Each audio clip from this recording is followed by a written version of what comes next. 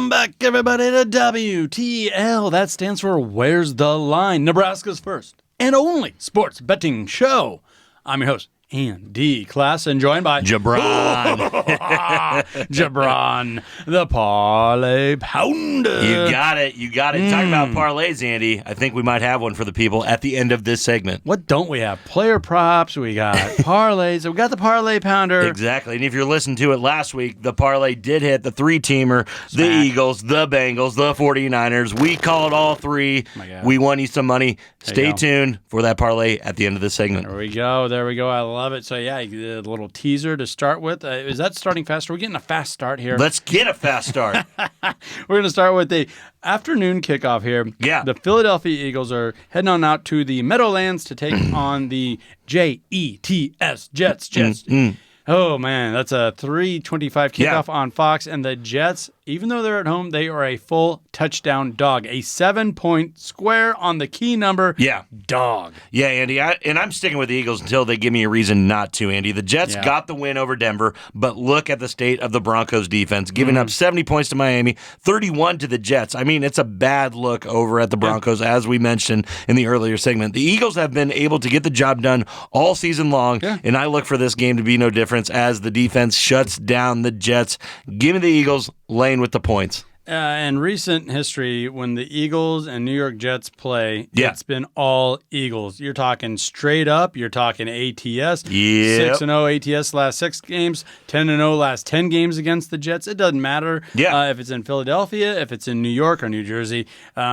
The Eagles cover. They beat them and they cover. Yeah, Andy, and they just have the better team here. Yeah. Eagles are riding high for an NFC championship matchup with the San Francisco 49ers, I believe. Yeah. And this is not a gotcha game. It really isn't. Yeah. The Jets might have a little bit of false security there beating the Broncos, but they're going to get shoved down real quick in this one. And I like Zach Wilson. I think he catches a lot of shade when he doesn't deserve it. Yeah. He's playing better.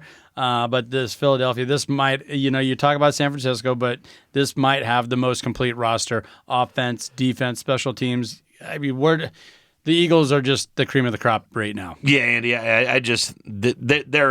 they're a Super Bowl favorite, along with the San Francisco 49ers come out of the NFC. You got a player prop for this one? Yeah, I do, Andy, and a little reasoning behind it. Jalen Hurts has recorded over 277 passing yards in 4 of the Eagles' last 5 games following a win, which has been the last 5, obviously. In his line right now on DraftKings is over-under 223.5. I really believe that he gets over this. Okay. I believe it's a lock. I really do like that.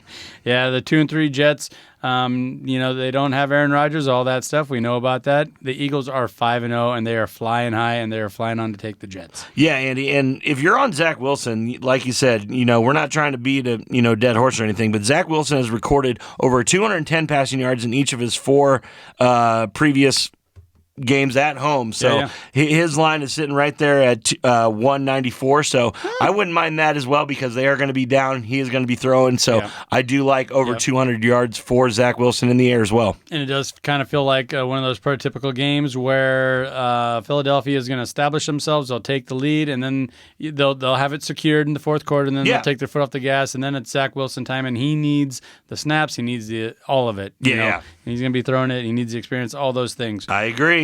Let's stay in New York.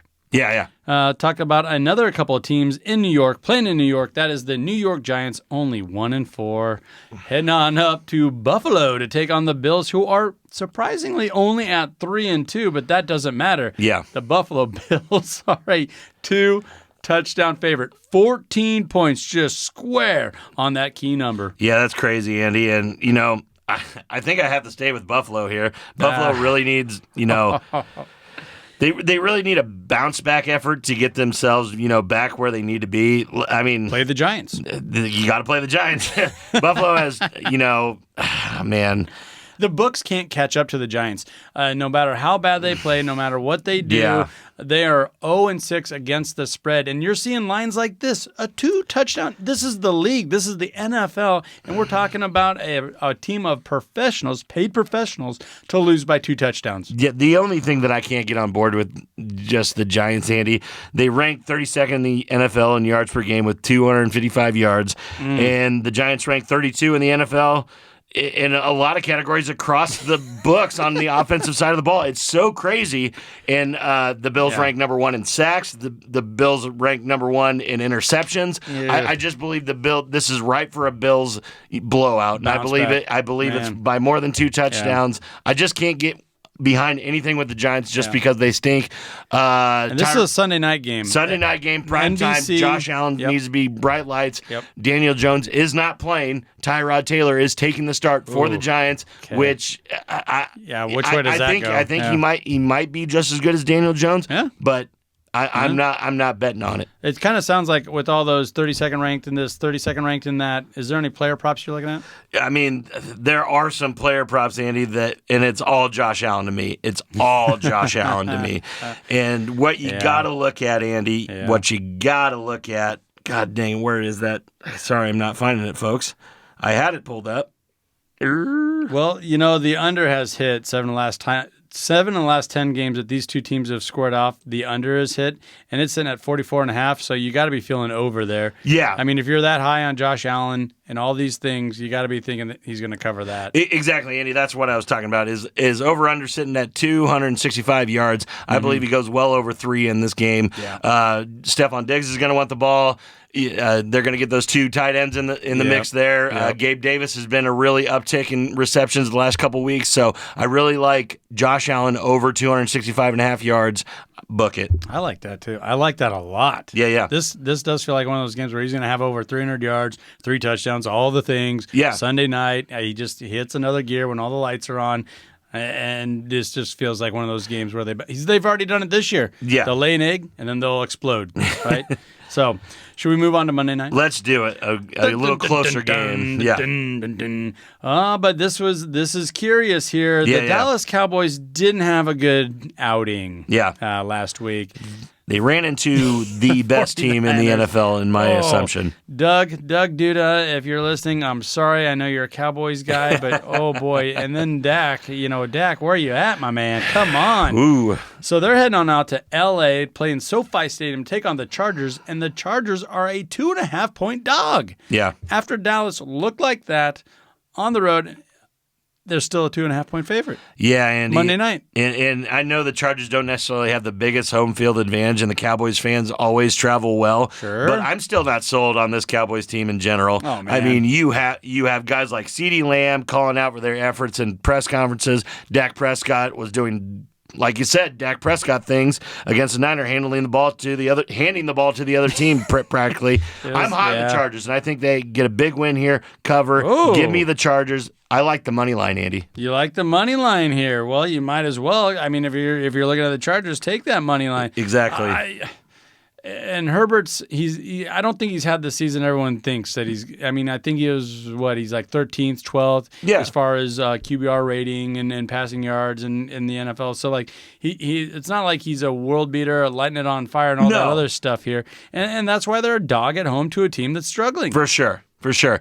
And like you said, they are kind of – both teams are struggling right now. It's just that the Dallas Cowboys, I don't think they have an identity as a team yet. And, they're trying to hang their hat on their defense or whatever, and San Francisco 49ers just took it to them. Yeah. George Kittle, 3 touchdowns last week. McCaffrey got in for his 60th game in a row or whatever you want to call it.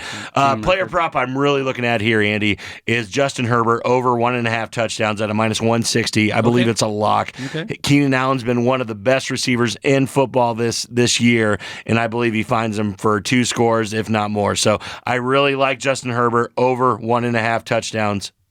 Okay. Book it. All right. I think I do like that.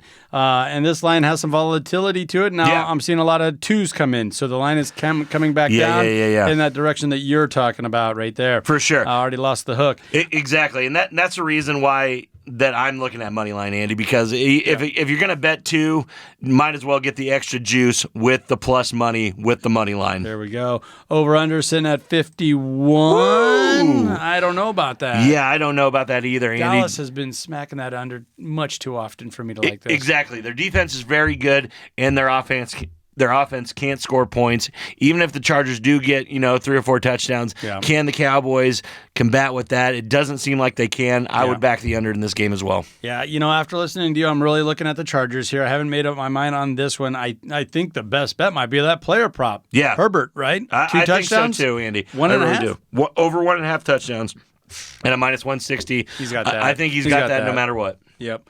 All right, Mr. Parlay Pounder. Yeah. Do you have a parlay play for the people? Exactly, and I'm sticking with a 3-teamer, Andy. We hit it last week. I think I have a really good shot at going 2 for 2 here.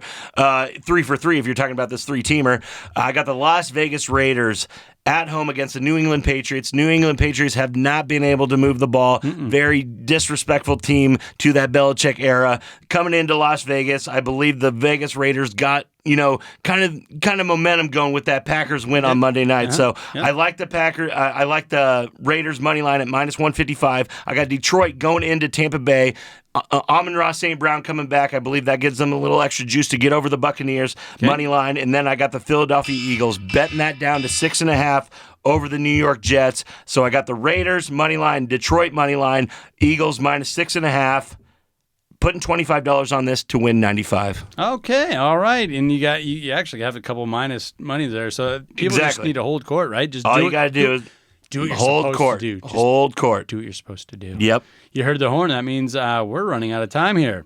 So that'll about do it for us this week, folks. Be sure to follow us on ESPN Tri-Cities Radio on their Facebook page. We're getting a lot of really good interaction on there. Oh, yeah. Putting some short videos out. Also, our Twitter account's starting to grow along with our YouTube channel and those YouTube shorts. Yes. Actually, I had one go off for over 10,000 views. That's maybe not too big for a lot of places, but it's big for us. Thank you, Swifties. The Swifties keeping the NFL afloat here. Yeah. And helping out WTL anyway on the social media front for sure. And we appreciate each and every one of you that watch these videos, that subscribe, that leave us comments. We really do. It helps the channel grow. It helps us grow. So once again, thank you to everybody that partakes in WTL in the virtual world, the web, whatever you want to call it. The social media world. The social media world. Speaking of which, you do handle the TikTok. Yeah. Daily free picks for those of you that want to get on TikTok and follow us.